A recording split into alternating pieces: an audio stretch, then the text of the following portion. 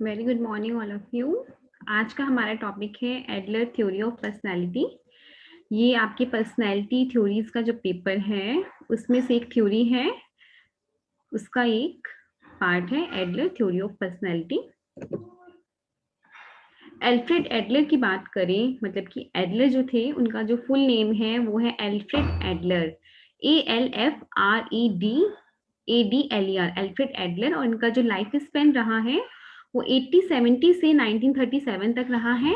ये एक मनोविज्ञानी थे, यानी कि साइकोलॉजिस्ट थे, जो फ्रायड के, आपने भी फ्रायड की थ्योरी पढ़ी, जो फ्रायड के फॉलोवर थे। और इन्होंने क्या किया, फ्रायड से अपना संबंध तोड़ लिया था, क्योंकि ये फ्रायड के कुछ कॉन्सेप्ट थे उनकी थ्योरी में जिससे ये सेटिस्फाई नहीं थे, जिससे ये एकमत नहीं हो पाए। और इन्होंने उनसे अलग होके, फ्रायड से अलग होके अपनी खुद की थ्योरी बनाई, जिसको कहा गया थ्योरी ऑफ इंडिविजुअल साइकोलॉजी। उस थ्योरी में बेसिकली इन्होंने बताया कि हर व्यक्ति में एक अनोखापन यानी कि यूनिकनेस होती है, और इन्होंने बायोलॉजिकल जो मोटिव होता है और जो यूनिवर्सलिटी का कॉन्सेप्ट होता है, यानी कि सर्वव्यापकता और जैविक अभिप्रेरण, ठीक है, बायोलॉजिकल मोटिव ऑफ और यूनिवर्सलिटी के कॉन्सेप्ट को रिजेक्ट कर दिया, जो कि फ्रायड ने दिया था। इन्होंने बताया कि जो ह्यूमन बीइंग है वो एक सोशल एनिमल है, ना कि कोई बायोलॉजिकल एनिमल है। साथ ही साथ इन्होंने ये भी चीजें बताई कि हमारी जो पर्सनैलिटी है वो हमारी इंडिविजुअल सोशल इन्वायरमेंट और उसके बीच में जो इंटरेक्शंस होते हैं, ठीक है, उससे डिफाइंड होती है, ना कि बायोलॉजिकल नीड से। ठीक है, दो चीजें इन्होंने बताई हैं हमारी। इन्होंने स्पेशली किस पे फोकस डाला, सोशल, हमारे इन्वायरमेंट पे, और इसके बीच में जो इंटरेक्शन होता है, उन्होंने बताया कि इसकी वजह से ही हमारी पर्सनैलिटी डिफाइंड होती है, शेपअप होती है, ना कि बायोलॉजिकल नीड की वजह से। और बायोलॉजिकल नीड पे किसने फोकस डाला था, फ्रायड ने। तो इन्होंने फ्रायड से होके अपनी एक सोशल और सोशल सोशल कॉन्सेप्ट पे फोकस करती हुई अपनी खुद की थ्योरी दी। इन्होंने अपनी थ्योरी में बहुत सारे कॉन्सेप्ट्स बताए थे, जैसे इसमें आप देख रहे हो, अगर आपको पीपीटी को ध्यान से देखो, कि इनकी थ्योरी को थ्योरी ऑफ इंडिविजुअल साइकोलॉजी बोला गया है, और इन्होंने ह्यूमन बीइंग की यूनिकनेस पे फोकस डाला है, और इन्होंने बायोलॉजिकल मोटिव और यूनिवर्सलिटी के कॉन्सेप्ट को रिजेक्ट कर दिया, क्योंकि इनका मानना था कि पर्सनैलिटी को डिफाइन करने में इसका कहीं पे भी कोई भी रोल नहीं होता, लेकिन हमारी जो इंडिविजुअल सोशल एनवायरनमेंट होता है और इसके बीच में जो हम इंटरेक्शन करते हैं, that is much more important to define our personality. हमारी पर्सनैलिटी को डिफाइन करने में इसका इंपॉर्टेंट रोल होता है, बायोलॉजिकल मोटिव या बायोलॉजिकल नीड्स का कोई भी रोल नहीं होता है, इनका कहना था।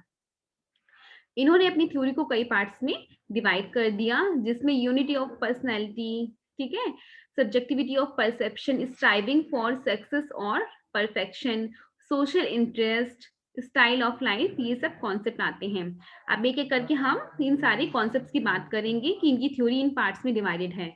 यूनिटी ऑफ पर्सनैलिटी की अगर बात करें तो एडलर ने का एक मेन एजम्पशन ये था कि यूनिटी ऑफ पर्सनैलिटी, इसमें उन्होंने बताया कि जितनी भी साइकोलॉजिकल इवेंट्स होते हैं वो सेल्फ कंसिस्टेंटली यूनाइटेड होते हैं अंदर ही अंदर, ठीक है, जितने भी साइकोलॉजिकल इवेंट हैं वो इंटरनली सेल्फ कंसिस्टेंटली यूनाइटेड होते हैं।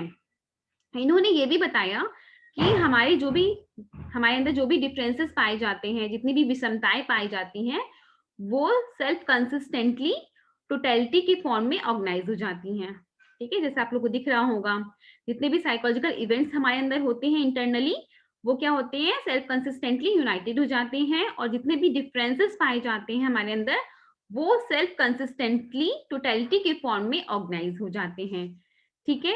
इन्होंने ये भी बताया कि जो हमारा मन होता है, यानी कि माइंड और बॉडी, जो हमारा माइंड और बॉडी है, जो हमारे कॉन्शियस और अनकॉन्शियस है, जो हमारा लॉजिक है, इमोशन है, उसमें कोई भी स्पेसिफिक डिफरेंस नहीं होता, ठीक है, कोई भी स्पेसिफिक डिफरेंस हमें नहीं मिलेगा इसमें, बल्कि इसमें क्या होता है, ये सब आपस में यूनिफाइड सिस्टम के दो कोऑपरेटिंग पार्ट्स हैं, ठीक है, ये सब क्या है, हमारे यूनिफाइड सिस्टम के कोऑपरेटिंग पार्ट्स हैं, ठीक है। इन्होंने ये भी बताया साथ ही साथ कि जो ह्यूमन बीइंग होते हैं उसके जितने भी बिहेवियर होते हैं वो बेसिकली फाइनल गोल के रूप में हम उसको समझ सकते हैं कि जितने भी हमारे बिहेवियर हैं वो किसी ना किसी स्पेसिफिक गोल या परफेक्शन के रेफरेंस के रूप में हम समझ सकते हैं। जैसे मैं अब बोल रही हूँ तो मेरा फाइनल गोल यही है कि आप थ्योरी समझ सको, इस पे प्रॉपर नोट्स बना सको और एग्जाम में अच्छा स्कोर कर सको, ये मेरा गोल है। अगर आप मेरी प्रेजेंटेशन को सुन रहे हो तो आपका फाइनल गोल है कि आप प्रॉपर नोट्स बना सको, एग्जाम में अच्छा परफॉर्म कर सको, है ना। हमारे जितने भी बिहेवियर हो हैं वो किसी ना किसी फाइनल गोल से रिलेटेड होते हैं, इन्होंने कहा था।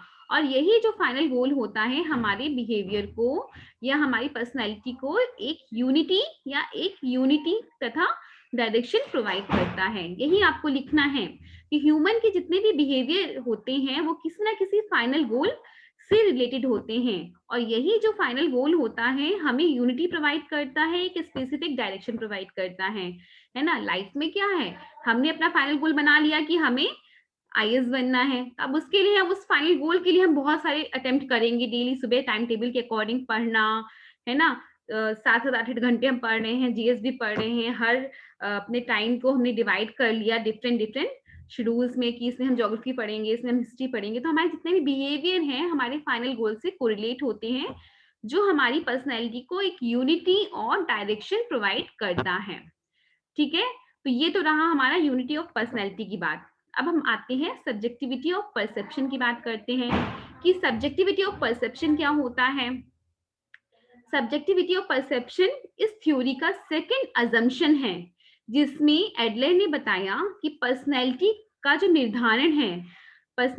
निर्धारण है वो एक्सटर्नल कॉजेस, ठीक है, यानी कि बाह्य जो कारक होते हैं जैसे कि हमारी ड्राइव या हमारे अंदर जो ऑर्गन इंफीरियरिटी होती है उसके द्वारा नहीं होता, बल्कि उसके द्वारा रियलिटी के लिए किए गए सब्जेक्टिव परसेप्शन के द्वारा होता है। ठीक है, हमारी जो पर्सनैलिटी है उसको हम किससे डिफाइन नहीं करेंगे, एक्सटर्नल कॉजेस से डिफाइन नहीं करेंगे। एक्सटर्नल कॉजेस यानी कि ड्राइव्स या ऑर्गन इंफीरियरिटी, उससे डिफाइन नहीं होता, बल्कि उसके लिए हम जो एक सब्जेक्टिव परसेप्शन बना लेते हैं उससे डिफाइन होती है हमारी पर्सनैलिटी। ठीक है, और एडलर ने ये भी बताया कि व्यक्ति का जो व्यवहार होता है वो पास्ट एक्सपीरियंसेस द्वारा नहीं डिफाइंड होता, ठीक है, या पास्ट एक्सपीरियंसेस द्वारा हम कोई भी बिहेवियर नहीं करते, बल्कि फिक्शन और फ्यूचर एक्सपेक्टेशंस द्वारा हम मोटिवेट होते हैं और उसी के अकॉर्डिंग बिहेव करते हैं, है ना। अभी हमें पता है कि हम इसको सुनेंगे, पढ़ेंगे इस प्रेजेंटेशन को मैम का, तो हम अच्छा स्कोर कर पाएंगे। तो ये क्या है, फ्यूचर एक्सपेक्टेशंस हैं, ठीक है, हमारा फिक्शन यानी कि कल्पना। तो इसमें क्या हो गया, हमारा जो बिहेवियर है वो पास्ट एक्सपीरियंस से डिफाइन नहीं है, बल्कि किससे डिफाइंड है, फिक्शन से और फ्यूचर एक्सपेक्टेशन से। इस तरह से व्यक्तित्व का जो निर्धारण है उसमें सब्जेक्टिव थॉट्स को अधिक से अधिक इंपॉर्टेंस दी गई है। हमारा खुद का जो सब्जेक्टिव थॉट है वो इंपॉर्टेंट रोल प्ले करता है। इन्होंने बताया कि इसके अंदर 3 इंपॉर्टेंट चीजें आती हैं, फिक्शनलिज्म या जिसको हम कहते हैं फिक्शन, ठीक है, और फाइनलिज्म, ठीक है, या फिक्शनल फाइनलिज्म। दूसरा है इंफीरियोरिटी, फीलिंग एंड कंपनसेशन या ऑर्गन इंफीरियोरिटी, ठीक है, लेकिन कंपनसेशन भी होगा साथ में। एंड देन थर्ड है हमारा बर्थ ऑर्डर, ठीक है। तो अभी हम बात करते हैं पहले फिक्शनल फाइनलिज्म की या फिक्शनलिज्म की। ये क्या होता है, कल्पना से हमने बताया ना, कल्पना मतलब फिक्शन, ठीक है। इस कॉन्सेप्ट में एडलर ने बताया कि जो हमारा फिक्शनल गोल होता है, जो हमारा एक इमेजिनेटिव गोल होता है, हमारी प्रेजेंट बिहेवियर को डायरेक्ट करता है, ठीक है। व्यक्ति सिर्फ उन तथ्यों से प्रभावित नहीं होता जिसको वो सही समझता है, ठीक है, या जो सही होते हैं, बल्कि इन दोनों से ही प्रभावित होता है, ठीक है।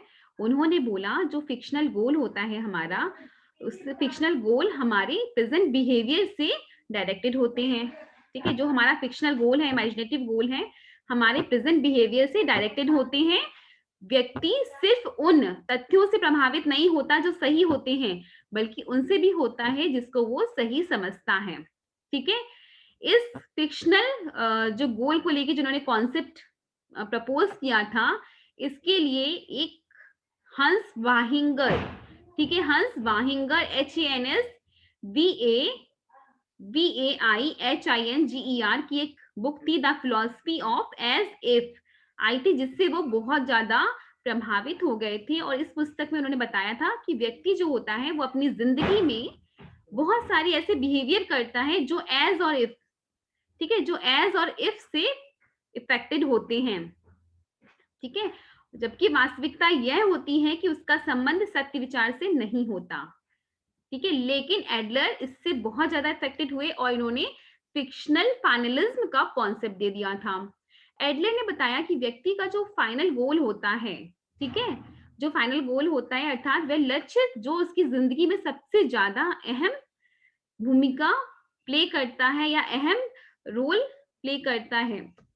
जैसे फिक्शनल गोल है हमारी लाइफ में, ये जो फिक्शनल गोल हैं इनकी हम सत्यता की जांच नहीं कर सकते कि कितना हॉनेस्ट है, कितना ट्रुथ है इसमें, ठीक है। ये जितने भी फिक्शनल गोल होते हैं हम उनकी सत्यता की जांच नहीं कर सकते। फॉर एग्जाम्पल, जैसे आप अगर कहीं जगहों पे आपने सुना होगा, कुछ लोग ऐसे होते हैं जिनका यह विश्वास होता है कि यदि वे पृथ्वी पर ईमानदारी से जीवन व्यतीत करेंगे तो स्वर्ग में जाने पे भगवान उन्हें पुरस्कृत करेंगे या उन्हें बहुत अच्छा अच्छा सब कुछ मिलेगा, और अगर वो ईमानदारी से जीवन व्यतीत नहीं करेंगे तो उन्हें नरक के कष्ट भोगना पड़ेगा। अब इसकी सत्यता की जांच तो हम कर नहीं सकते, ठीक है। तो ये क्या हो गया, हमारा एक फिक्शनल गोल है, ठीक है। इस तरह के जो फिक्शनल गोल होते हैं उसके और भी उदाहरण होते हैं। जैसे कई लोग कहते हैं पुरुष महिलाओं से श्रेष्ठ होते हैं, अक्सर लोग स्वार्थी होते हैं, भगवान ने सभी लोगों को एक समान बनाया है। ये बहुत सारी फिक्शनल गोल हैं, ठीक है। ये फिक्शनल गोल जो होते हैं इनको हम चेक नहीं कर सकते, ठीक है। तो ये हमारा हो गया फिक्शनल फाइनलिज्म। अब हम बात करते हैं ऑर्गन इंफीरियोरिटी की या इंफीरियोरिटी फीलिंग एंड कंपनसेशन की। तो 1907 में 1907 में एडलर ने एक इंपॉर्टेंट कॉन्सेप्ट दिया था ऑर्गन इंफीरियोरिटी का, और एक important paper, research paper publish किया था जिसका नाम था the study of organ inferiority and it's physical compensation. उन्होंने बताया था कि जैसे कई लोगों में आपने देखा होगा दृष्टि दोष होता है या सुनने का दोष होता है, वो अच्छे से देख नहीं सकते, सुन नहीं सकते, बोल नहीं सकते, चल नहीं सकते।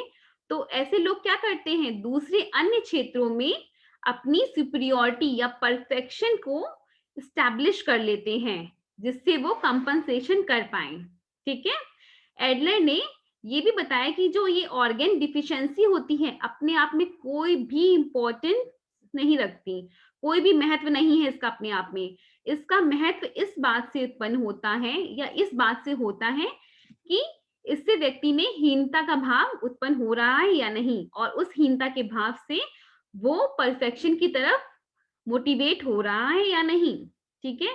क्योंकि जब हीनता का भाव, इंफीरियरिटी फीलिंग आएगी तो वो कहाँ जाएगा, कंपनसेशन मांगेगा, लाइफ उसकी कंपनसेशन मांगेगी और वो किसी ना किसी एरिया में बहुत अच्छा करके दिखाएगा।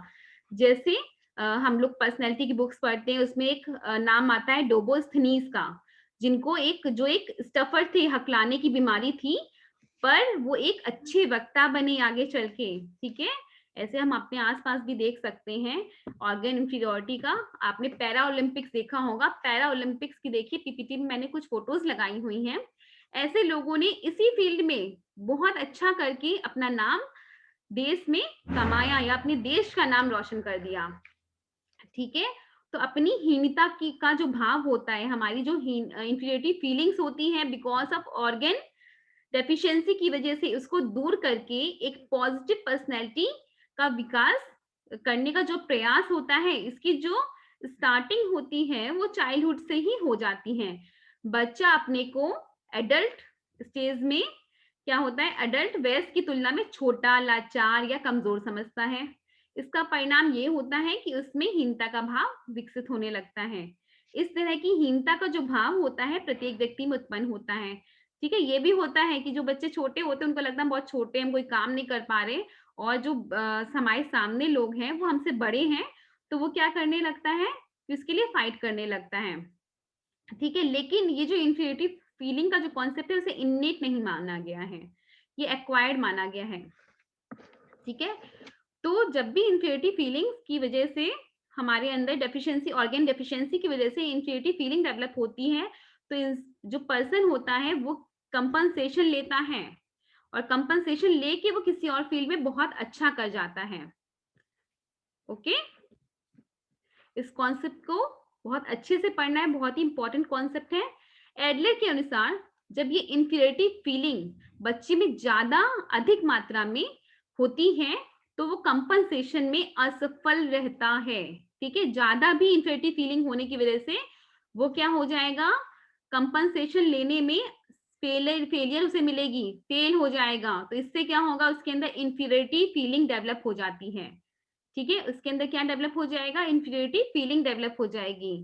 और जो इंफीरियरिटी फीलिंग है, इंफीरियरिटी फीलिंग से मतलब है हमारा कि अपनी जिंदगी की समस्याओं का समाधान वो खुद नहीं कर पाएगा। ठीक है, और इसकी वजह से, इंफीरियरिटी फीलिंग की वजह से उसमें बहुत सारी तरह की प्रॉब्लम्स डेवलप होने लगती हैं। ठीक है, ऑर्गन इंफीरियरिटी द्वारा अधिक लाड़ प्यार यानी कि अधिक पैम्परिंग से तथा अधिक रिजेक्शन से भी बच्चे में कुछ तरह की समस्याएं डेवलप हो जाती हैं। जब बच्चे के शरीर का कोई अंग यानी कोई भी ऑर्गन डिफेक्टिव होता है तो वह अन्य बच्चों, अन्य समान बच्चों के साथ सफलतापूर्वक, ठीक है, सक्सेसफुली क्या होता है, कंपटीशन नहीं कर पाता और इस तरह से उसमें इंफीरियरिटी कॉम्प्लेक्स भी डेवलप हो सकता है या इंफीरियरिटी कॉम्प्लेक्स डेवलप हो जाता है। और माता पिता या परिवार के अन्य सदस्यों द्वारा अधिक लाड़ प्यार या अधिक पैम्परिंग मिलने से बच्चों को अपनी क्षमता में कोई विश्वास नहीं रहता। ठीक है, जब उसे ज्यादा पैम्परिंग मिल रही होती है तो उसका जो कॉन्फिडेंस होता है वो क्या होता है, अपने आप पे नहीं रहता, क्योंकि उनका काम तो हमेशा दूसरों द्वारा दिया गया होता है। वे अपनी दिन प्रतिदिन की समस्याओं का समाधान करने में असफल हो जाते हैं क्योंकि माँ बाप भाई बहन पहले ही उनका काम कर लेते हैं। इससे उनके अंदर इंफीरियरिटी कॉम्प्लेक्स डेवलप हो जाता है। इसी तरीके से जो तिरस्कृत बच्चे होते हैं, दो तरह के उन्होंने बताया कि उनके ऑर्गन इंफीरियरिटी की वजह से अधिक लाड़ प्यार मिलने से या रिजेक्शन होने से दो तरह की प्रॉब्लम्स डेवलप होती हैं। पहला तो अधिक लाड़ प्यार मिल रहा है तो ऐसे बच्चों का कॉन्फिडेंस लो हो जाएगा। दूसरा, अगर उन्हें रिजेक्शन मिल रहा है तो ऐसे बच्चों में हीनता का भाव आएगा। इसलिए इसलिए विकसित हो जाता है क्योंकि ऐसे बच्चे अपने आप को बेकार और अनडिजायरेबल समझने लगते हैं। ठीक है, यहाँ पे ये बात है। और हीनता का भाव उत्पन्न होने के कारण इसका जो कंपनसेशन है, कंपनसेशन करने के लिए व्यक्ति क्या करता है, रिस्पॉन्स देता है, जिससे उसमें सुपीरियोरिटी फीलिंग डेवलप होने लगती है। ठीक है, कई बार हीनता का जब भाव डेवलप हो जाता है तो इसका कंपनसेशन लेने के लिए जो बच्चा है या जो एडल्ट है वो क्या करता है, कंपीट करने की कोशिश करता है, उसके अंदर सुपीरियोरिटी फीलिंग डेवलप हो जाती है। इसके बाद बात करेंगे बर्थ ऑर्डर की। एडलर ने पर्सनैलिटी डेवलपमेंट पर बच्चों की जन्म क्रम की पड़ने वाले प्रभावों का भी वर्णन किया है कि जो हमारी पर्सनैलिटी है उस पे हमारी जो बर्थ ऑर्डर होता है उसका भी इफेक्ट पड़ता है। इन्होंने 4 प्रकार के जन्म क्रम को बताया है कि 4 तरह के हमारे बर्थ ऑर्डर होते हैं। पहला यानी कि फर्स्ट चाइल्ड, सेकेंड चाइल्ड और यंगर चाइल्ड और लोनली चाइल्ड या ओनली चाइल्ड। ठीक है, first born child, youngest child, second child, only child, ये सब इन्होंने बताए हैं कि इतने तरह के बच्चों के बर्थ ऑर्डर इन्होंने बताए हैं। तो इन्होंने ये भी बताया कि जो पहला जो जन्म या पहला जो चाइल्ड होता है, फर्स्ट बॉर्न चाइल्ड होता है, ऐसे बच्चे माता पिता का अनडिवाइडेड अटेंशन पाते हैं। ठीक है, क्योंकि माँ बाप के पास वही एक बच्चा है तो वो उसको बहुत प्यार करते हैं, बहुत पैम्परिंग करते हैं। परंतु जब बाद में उसको वर्ल्ड की रियलिटी, जो वर्ल्ड की रियलिटी है उसकी मतलब बहुत ही क्रिटिकल एक्सपीरियंसेस का सामना करना पड़ता है, क्योंकि माता पिता से तो उन्हें बहुत पैम्परिंग मिली, अटेंशन मिला, लव मिला, ठीक है, अफेक्शन मिला। पर जब उन्होंने बाहर दुनिया में कदम रखा तो उन्हें वहां की क्रिटिकल चीजें भी दिखाई दी। तो इससे क्या हुआ, जो फर्स्ट बॉर्न चाइल्ड होता है वो अपने दूसरे भाई बहनों के प्रति घृणा करने लगता है या होस्टाइल हो जाता है, वो उन्हें पसंद नहीं करता। ठीक है, इसे ही फ्रायड ने टिपिकल एल्डेस्ट सन भी कहा है। ठीक है, ये हो गया हमारा फर्स्ट बॉर्न चाइल्ड। अब हम बात करते हैं सेकंड चाइल्ड की। जो सेकंड बॉर्न चाइल्ड होता है वो क्या करता है, जन्म क्रम वाले बच्चे की तुलना अपनी जिंदगी थोड़ा सा उत्तम ढंग से व्यतीत करते हैं। जो सेकंड बॉर्न चाइल्ड वाले बच्चे होते हैं वो थोड़ा सा अच्छी तरीके से अपनी लाइफ को व्यतीत करते हैं। ठीक है, ऐसे बच्चों का जो सोशल इंटरेस्ट होता है वो अधिक विस्तृत होता है, क्योंकि इनमें बहुत ज्यादा सपोर्ट की फीलिंग होती है, कॉपरेशन की फीलिंग होती है, कंपटीशन भी होता है इनमें। और एडलर के अनुसार दूसरे जो जो सेकेंड बॉर्न चाइल्ड है या दूसरे जन्म क्रम वाले जो बच्चे हैं वो अचीवमेंट ओरिएंटेड होते हैं। ठीक है, और एडलर खुद भी, कई बार पूछा आता है क्वेश्चन में, एडलर कौन से बर्थ ऑर्डर वाले बच्चे थे? एडलर सेकंड बर्थ ऑर्डर वाले बच्चे थे। अब हम बात करते हैं यंगेस्ट चिल्ड्रन की या अंतिम जन्मक्रम वाले बच्चे की। तो ये थोड़ा यूनिक है, इसकी स्थिति थोड़ी यूनिक होती है। ऐसे बच्चों में आत्मनिर्भरता की कमी पाई जाती है क्योंकि सबसे छोटे होते हैं, तो सेल्फ डिपेंडेंसी कम होती है और इनमें हीनता, इंफीरियरिटी फीलिंग अधिक होती है।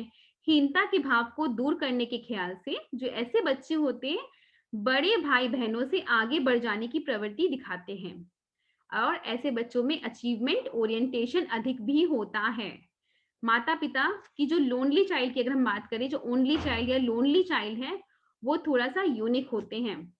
अब ये बच्चे तो अकेले होते हैं, ठीक है, तो कोई भाई बहन तो होता नहीं, तो ये कंपटीशन करें तो किससे करें? ये अपने माँ बाप से ही कंपटीशन स्टार्ट कर देते हैं। इससे क्या होता है, ऐसे बच्चों का जो पर्सनैलिटी होती है या सेल्फ कॉन्सेप्ट होता है वो कैसा हो जाता है? एग्जैगरेटेड सेल्फ कॉन्सेप्ट हो जाता है, अतिरंजित सेल्फ कॉन्सेप्ट हो जाता है, और इनमें सुपीरियोरिटी का जो फीलिंग है वो जरूरत से ज्यादा ही डेवलप हो जाती है, और ऐसे बच्चे जरूरत से ज्यादा दूसरों पे निर्भर रहते हैं, और इनमें सोशल इंटरेस्ट ज्यादा होता है, कॉपरेशन भी होता है। ठीक है, तो ये तो रहा हमारा बर्थ ऑर्डर। अब हम बात करते हैं नेक्स्ट कॉन्सेप्ट की, जिसे कहते हैं स्ट्राइविंग फॉर सक्सेस और परफेक्शन।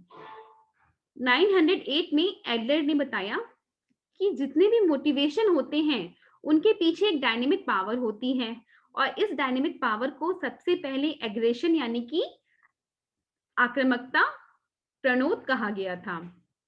ठीक है, एग्रेशन ड्राइव बोला गया था, परंतु कुछ समय बाद इस ड्राइव का नाम चेंज करके एडलर ने मैस्कुलाइन प्रोटेस्ट यानी कि पुरुषोचित विरोध, मैस्कुलाइन प्रोटेस्ट कर दिया, जिससे उनका तात्पर्य था हीनता एवं दबे हुए की भावना की कंपनसेशन को मजबूत बनाने से। जो भी हमारे अंदर इंफीरियरिटी फीलिंग होती है, दबी हुई कोई भावना होती है, उसकी क्षतिपूर्ति, इसका जो कंपनसेशन है इसको और स्ट्रॉन्ग करने की बात से उन्होंने रखा इस बात को। फिर इन्होंने 1912 में मैस्कुलाइन प्रोटेस्ट को भी रिप्लेस कर दिया स्ट्राइविंग फॉर सुपीरियोरिटी से। ये आपको डिफरेंसेस, पहले अग्रेसिव ड्राइव था, फिर मैस्कुलाइन प्रोटेस्ट हुआ, फिर स्ट्राइविंग फॉर सुपीरियोरिटी हो गया। ये आपको सीक्वेंस याद रखना है। ठीक है, फिर इन्होंने स्ट्राइविंग फॉर सुपीरियोरिटी या सक्सेस और परफेक्शन इसको नाम दे दिया।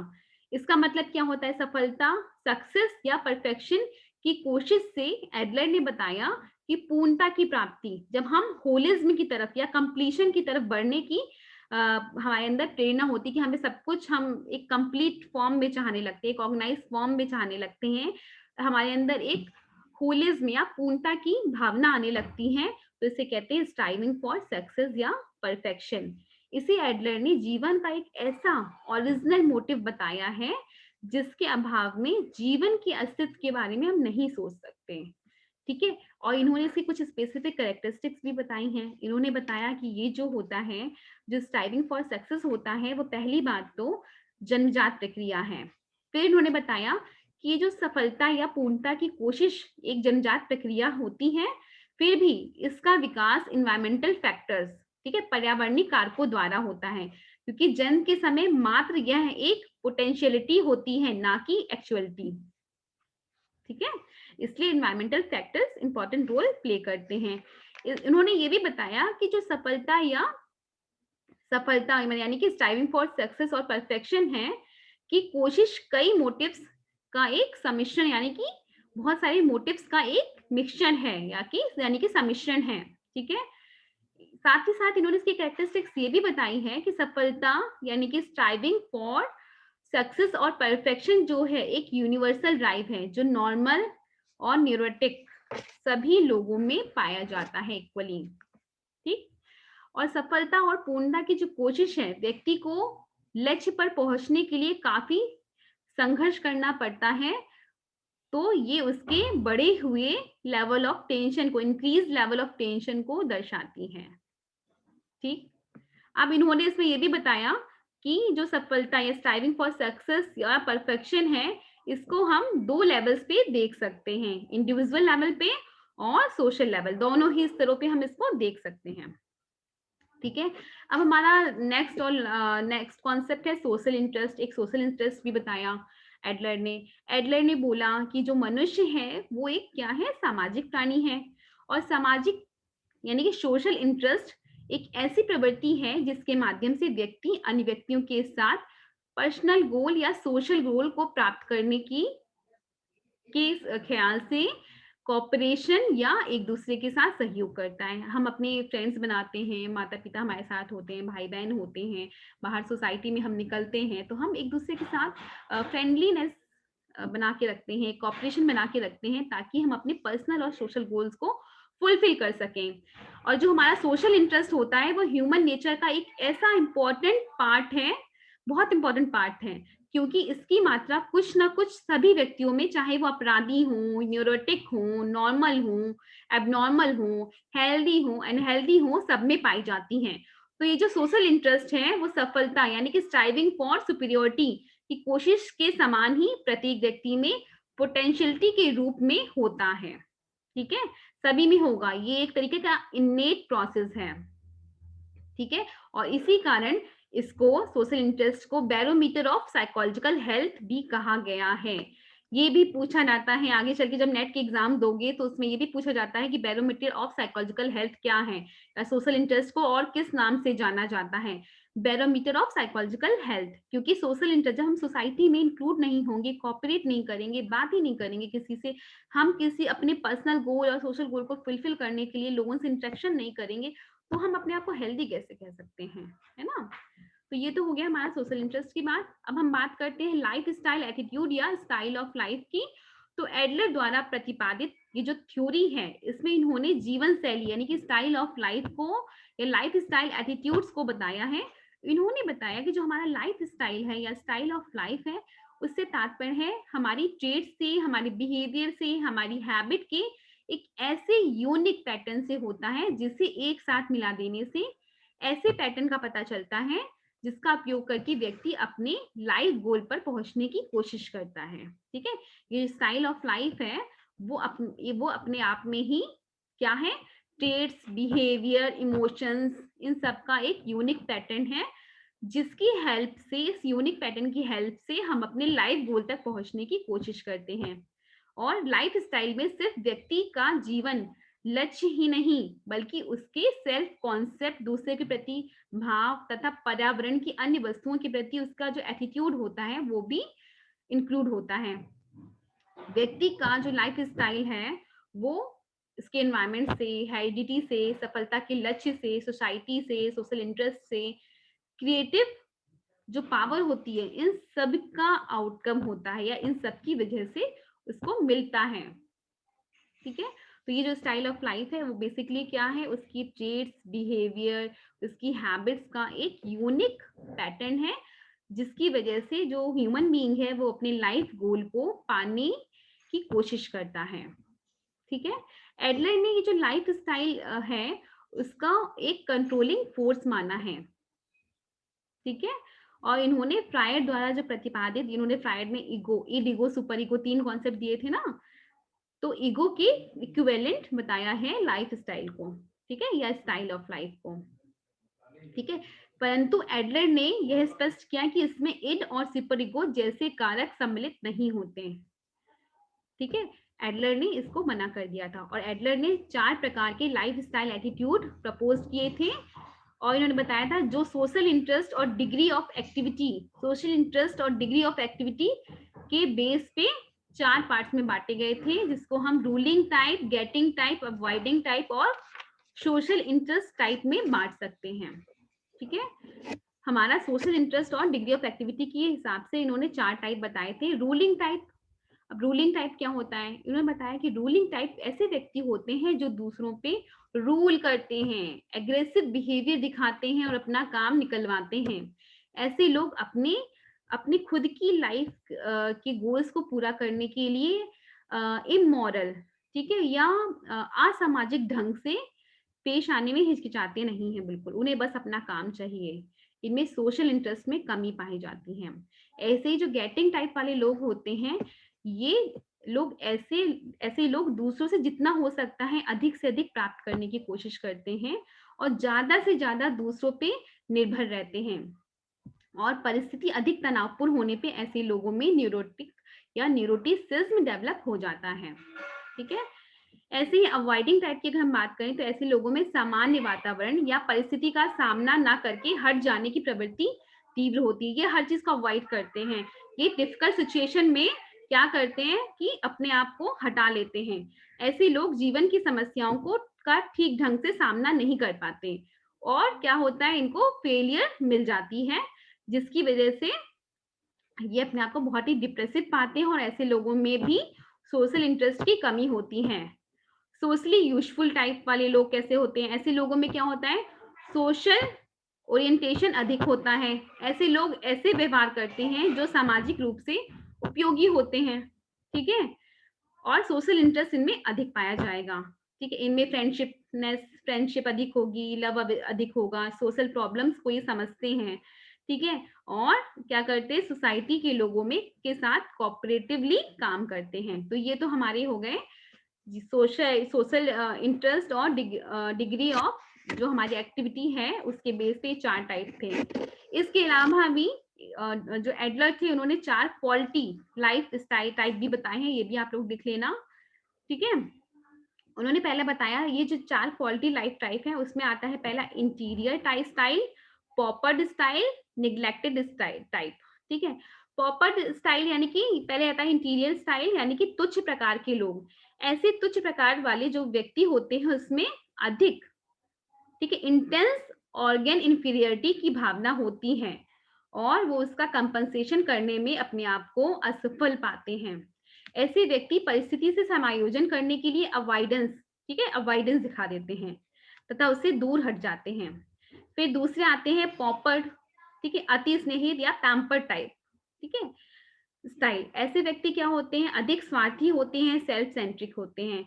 इन्हें या इनमें सामाजिक अभिरुचि की कमी पाई है, सोशल इंटरेस्ट इनमें कम पाया जाता है। तीसरे आते हैं निग्लेक्टेड टाइप। ऐसे लोगों में क्या होता है, ज्यादा से ज्यादा अति स्नेहिता होती है, ठीक है, तथा ये जो कॉन्शियसली अपने आप को बर्बाद करने में आनंद उठाते हैं। ठीक है, तो हाँ सॉरी, इन 4 ये जो रूलिंग, गेटिंग, अवॉइडिंग और सोशली यूजफुल टाइप था, इन चारों की बेस पे 3 क्वालिटी लाइफ टाइप बताए गए थे। तो ये हमारा हो गया लाइफ स्टाइल एटीट्यूड्स हो गए, इसको हमने 2 तरीके से बता दिया है। ठीक है, जो एडलर की थ्योरी थी वो जितने पार्ट्स में डिवाइडेड थी आपने पढ़ लिया है। एडलर की थ्योरी को हमने पहला बताया कि एडलर की थ्योरी है क्या, यूनिकनेस पे फोकस करती है, इसमें बायोलॉजिकल मोटिव और यूनिवर्सलिटी के कॉन्सेप्ट को हटा दिया गया है। दूसरा, इसमें इंडिविजुअल सोशल एनवायरनमेंट और इंटरेक्शन पे फोकस ज्यादा डाला गया है। फिर यूनिटी ऑफ पर्सनैलिटी इसका बेसिक मेन कॉन्सेप्ट है। इसके साथ साथ सब्जेक्टिव परसेप्शन भी हमने आपको बताया, इसके अंदर 3 आते हैं, फिक्शनल फाइनलिज्म, ऑर्गन इंफीरियोरिटी और बर्थ ऑर्डर। हमारा बर्थ ऑर्डर में 4 बताए गए हैं, first born, second born, youngest child और ओनली चाइल्ड। फिर स्ट्राइविंग फॉर सक्सेस और सुपीरियोरिटी की बात हमने की है कि इसको क्या क्या बोला, पहले एग्रेशन ड्राइव बोला गया था, फिर मैस्कुलाइन प्रोटेस्ट बोला गया था, फिर स्ट्राइविंग फॉर सुपीरियोरिटी बोला गया। फिर हमने सोशल इंटरेस्ट की बात की और सबसे लास्ट में लाइफ स्टाइल एटीट्यूड 4 बताए गए हैं और इसी के बेस पे 3 हमारे क्वालिटी लाइफ स्टाइल या क्वालिटी लाइफ टाइप भी बताए गए हैं। ये हो गया। अब अगर हम बात करें एडलर की ओवरऑल थ्योरी की, तो एडलर ने अपने सिद्धांत में जो एडलर की थ्योरी थी उन्होंने अपनी थ्योरी में कॉन्शियस और रेशनल प्रोसेस पे अधिक, ठीक है, और अनकॉन्शियस पे कम फोर्स डाला है। ठीक है, ये इसकी लायबिलिटीज में चले जाएगा। एडलर ने अपनी थ्योरी में क्या किया है, कॉन्शियस और रेशनल प्रोसेस पे अधिक फोर्स डाला है इन कंपैरेटिवली अनकॉन्शियस प्रोसेस के। ठीक है, इससे क्या होता है, इससे ईगो साइकोलॉजिस्ट खासकर एडिक्शन जो द्वारा जो प्रतिपादित जो थ्योरी है वो काफी प्रभावित दिखती है। ठीक है, इरेक्शन की थ्योरी जब पढ़ोगे तो समझ में आएगा कि वो कैसे इन्फ्लुएंस्ड हुई इस थ्योरी से। फिर अगर हम इस थ्योरी को और ध्यान से देखें तो हम देखेंगे इसमें एक इवेंट सीक्वेंस की एनालिसिस की गई है। ठीक है, जैसे इवेंट सीक्वेंस क्या था, जैसे कि आपने देखा कि एग्रेसिव ड्राइव था, फिर वो मस्कुलिन प्रोटेस्ट हो गया, फिर striving for success of perfection हो गया। ठीक है, ये हो गया। फिर हमने इस थ्योरी में भी देखा कि सोशल फोर्सेस पे बहुत अधिक फोकस किया गया है, और इसमें क्रिएटिव पावर जैसे कॉन्सेप्ट्स भी बताए गए हैं। इन्होंने ये भी बताया था कि जो एडलर ने अपनी थ्योरी में भी बताया था कि लाइफ स्टाइल, जो स्टाइल ऑफ लाइफ है, व्यक्ति की क्रिएटिव पावर द्वारा विकसित होती है। अब ये क्रिएटिव पावर क्या है? क्रिएटिव पावर या क्रिएटिव सेल्फ से मतलब है, इस बात से होता है कि प्रत्येक व्यक्ति अपने व्यक्तित्व को एक खास ढंग से, एक स्पेसिफिक फॉर्म में ऑर्गेनाइज करता है या डेवलप करता है, और इस ढंग से डेवलप करने की उसे पूर्णता फ्रीडम होती है कि वो अपनी पर्सनैलिटी को, अपने क्रिएटिव सेल्फ को किस तरीके से डेवलप कर रहा है, इसकी उसे पूरी फ्रीडम होती है। ठीक है, अगर हम दूसरी तरीके से इसकी बात करें तो ये भी कहेंगे कि प्रत्येक व्यक्ति अपनी लाइफ स्टाइल का जो निर्माण करने तथा उसे विकसित करने के लिए पूर्णतः स्वतंत्र होता है। ठीक है, इसी को क्रिएटिव पावर कहा गया है। फिर इसमें अगर हम और आगे बात करें तो जो एडलर है, एडलर ने कुछ स्पेसिफिक कॉन्सेप्ट जैसे दिए, ऑर्गन इंफीरियोरिटी, इंफीरियोरिटी कॉम्प्लेक्स, ठीक है, compensation, birth order, social interest. ठीक है, ये इसके पॉजिटिव पॉइंट थे, लेकिन कुछ लिमिटेशंस भी हैं। ठीक है, जैसे फ्रायड ने एडलर द्वारा जो थ्योरी प्रपोज की गई, इंडिविजुअल थ्योरी, उसमें इन्होंने बताया कि एडलर का जो सिद्धांत है जरूरत से ज्यादा सिंपल है। ऐसा लगता है कि जो इनकी थ्योरी है वो अपना कॉमन सेंस है, उनका अपना खुद का कॉमन सेंस पे बेस्ड है। ठीक है, एडलर के सिद्धांत में कई तरह की इनकंसिस्टेंसी पाई गई, जैसे ऑर्गन इंफीरियोरिटी को लेके। ठीक है, क्रिटिक्स ने ये भी बोला कि जो इनके कॉन्सेप्ट है वो एक्सपेरिमेंटली उनका कोई भी सत्यापन नहीं करा जा सकता, उसको वेरीफाइड नहीं कर सकते। जैसे फिक्शनल गोल की बात उन्होंने की गई, उसको हम क्या कर सकते हैं, एक्सपेरिमेंटली प्रूव नहीं कर सकते। ठीक है, फिर इन्होंने ये भी बताया कि सही सही जो एप्रोप्रिएट ऑपरेशनल डेफिनेशंस हैं उसको देना संभव नहीं है। तो ये सब हमारा क्या था, फ्रायड के अगेंस्ट जो थ्योरी डेवलप हुई, इंडिविजुअल साइकोलॉजी की जो थ्योरी थी, जो एडलर ने दी थी, ये वो थ्योरी है। इसको बहुत अच्छे से समझिएगा, पढ़िएगा, क्योंकि इससे बहुत सारे जो क्वेश्चंस हैं वो आपके एग्जाम में भी आएंगे, और साथ साथ नेट के पेपर के लिए भी ये बहुत ही इंपॉर्टेंट थ्योरी है। होपफुली बच्चों आपको समझ में आई होगी, और आपको इस बार नोट्स खुद बनाने, इस बार मैं रिटन नोट्स नहीं देने वाली हूँ। Okay, so goodbye, have a great day.